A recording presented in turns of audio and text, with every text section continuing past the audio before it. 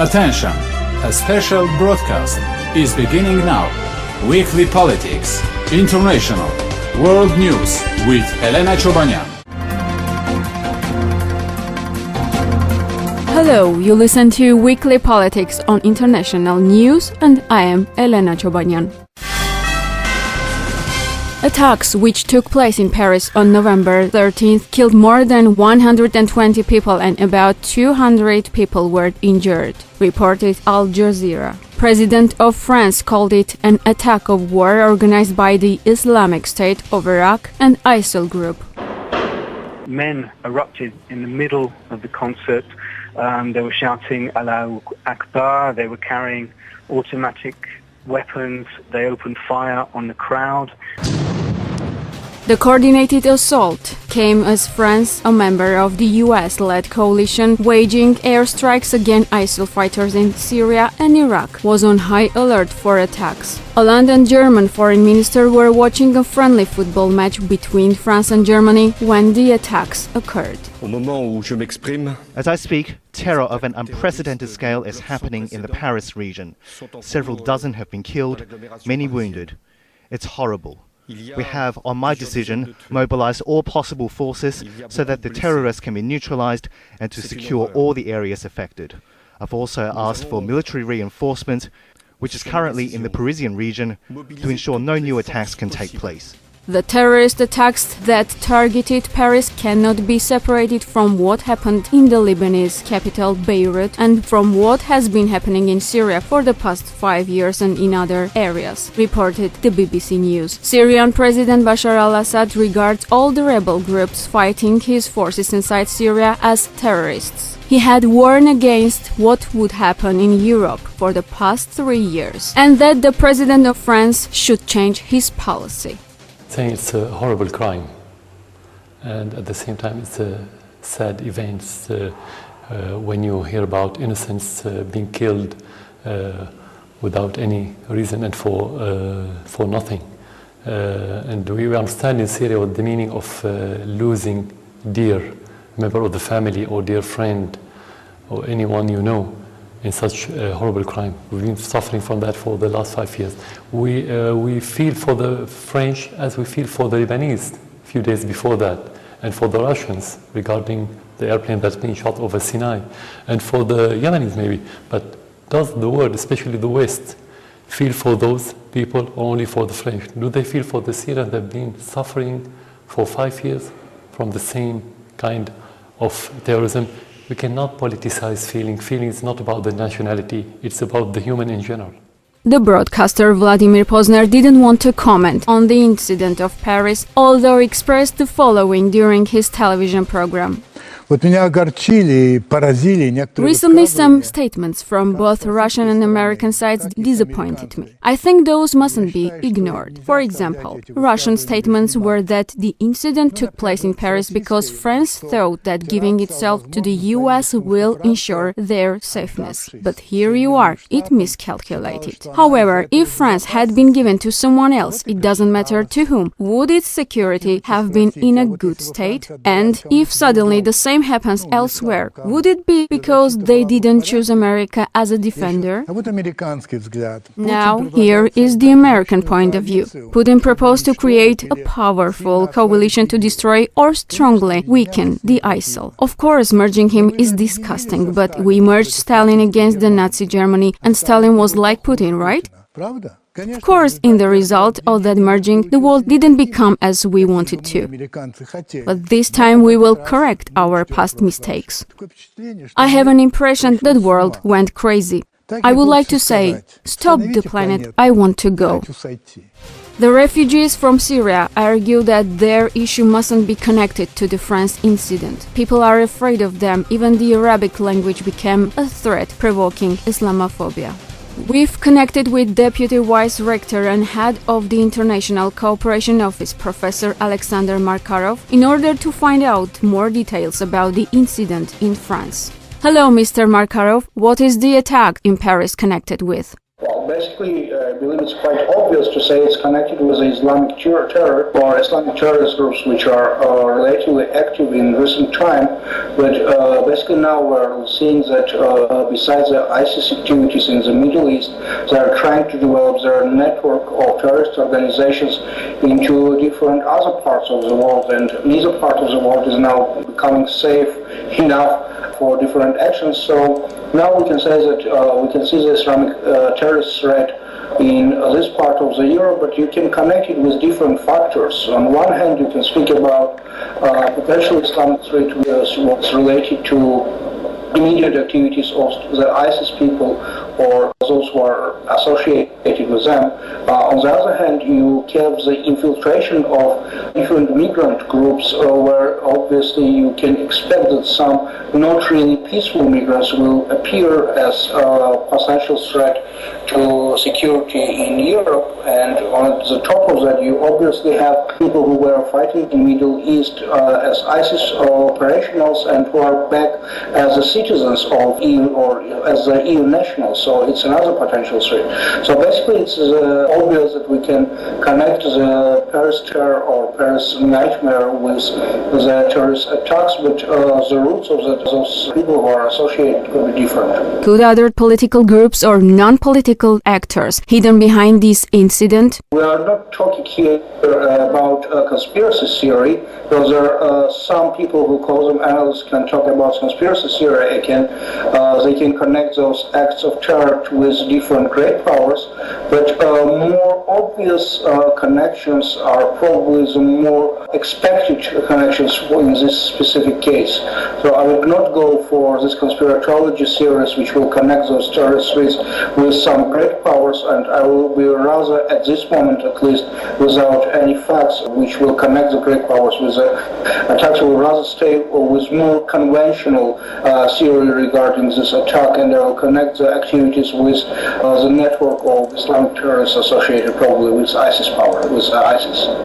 As the Israel National News reported, Obama's plan to receive 10,000 Syrian refugees is under the fire after the bombing incident in Paris. How would you comment on this issue? The question is understandable, and you can also bring another line of argumentation why it could be associated, but I would not feel comfortable speaking about connections between the terrorist attacks and the great powers. Again, I will be stuck at this moment with more conventional theory as with more conventional affiliation of those terrorists with the groups which took also responsibility, and that's obviously not the great powers indeed. Why in Paris? Why did they choose that territory? It's hard to answer why exactly the Paris. You have probably come from another group, but you can assume or speculate on the issue why it could be a Paris.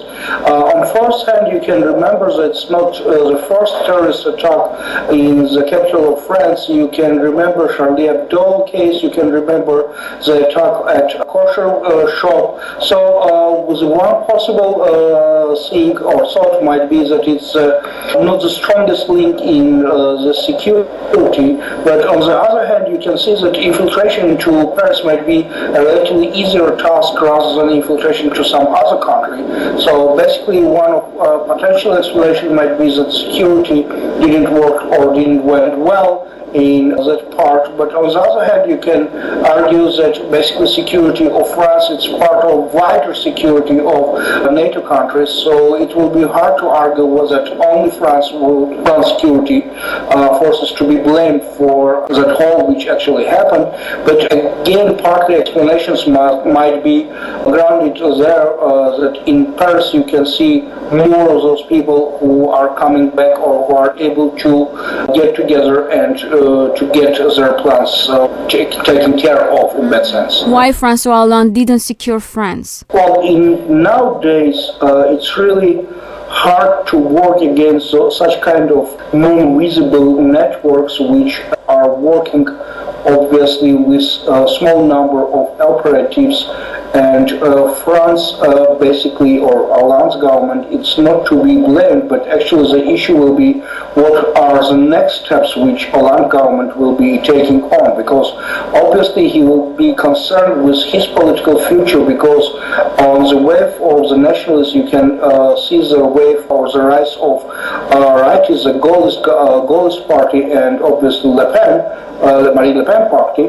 But on the other side, when we are speaking about Hollande, it's not him personally who was not able to secure, but it's the entire complex where you can also mention that France became the weak link in this chain of Western European countries. Because if you take basically contemporary world, you can see that no country could be basically secure from possible terrorist attack, and you see the chain of those terrorist attack in recent actually week. You can see Paris, you can see Lebanon, you can see this Russian flight A321 from Egypt. So basically it's with a series of attacks where the Islamic terror is becoming a global, not power, but a global player with possible threat to different countries and different parts of the world. Do you think the incident will affect somehow Europe? No, I don't think there will be any threat to democratic regimes in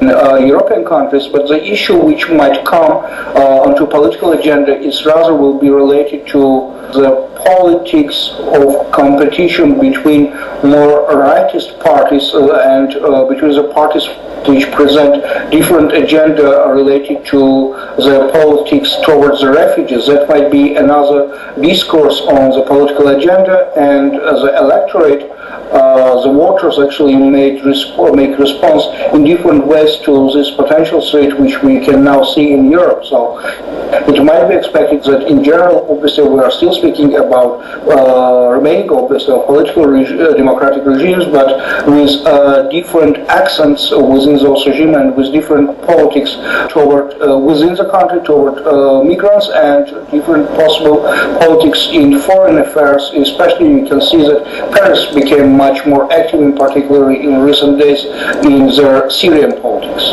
Thank you, Mr. Markarov. We are continuing the news. Armenian citizens who have obtained visas for traveling to France will not face entry bans despite the state of emergency.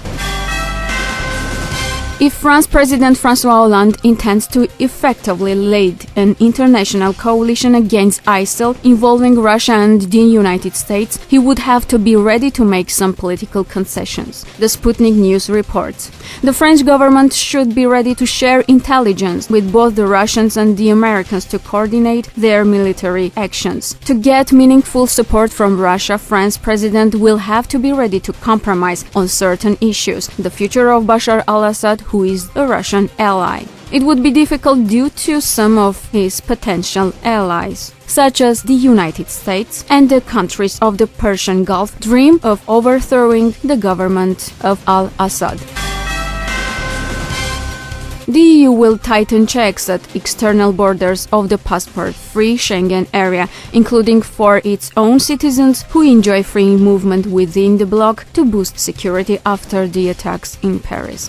France requested more controls at external borders of the 26-nation Schengen area, of which most EU countries are members, after law enforcement bodies blamed the attacks on French and Belgian nationals, including an Islamic State fighter returned from Syria. The justice ministers will agree to implement the necessary systematic and coordinated checks at external borders, Reuters reports. The U.S.-Armenia Intergovernmental Working Group for Economic Cooperation held a regular annual meeting. Armenia's Vice Premier, Minister of International Economic Integration and Reforms, mentioned an agreement preventing double taxation. However, the first meeting cannot produce any tangible results. Armenia's narrow market accounts for small investments. Armenian citizens were warned against visiting Egypt. The Ministry of Foreign Affairs recently issued a statement warning the citizens of Armenia to cancel any plans for visiting Egypt, unless strictly necessary.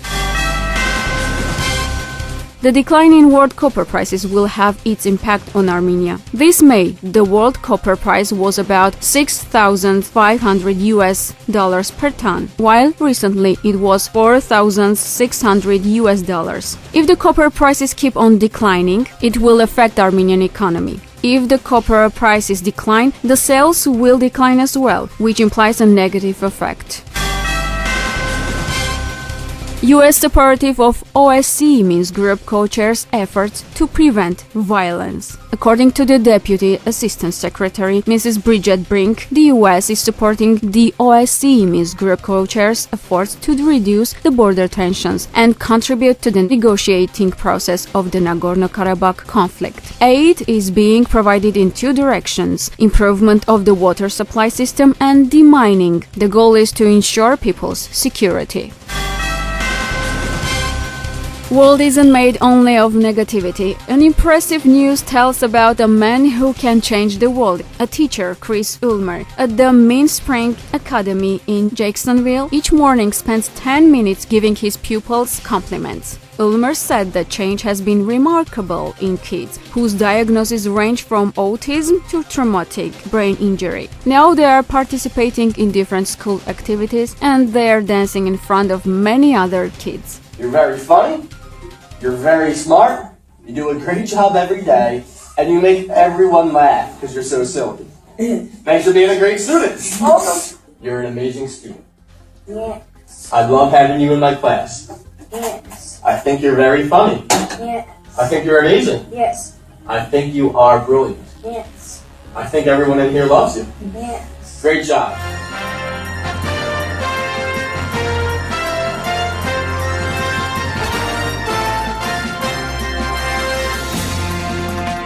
That's all for today. You listened to Weekly Politics with recent world news, and I am Elena Chobanyan. Till the next week.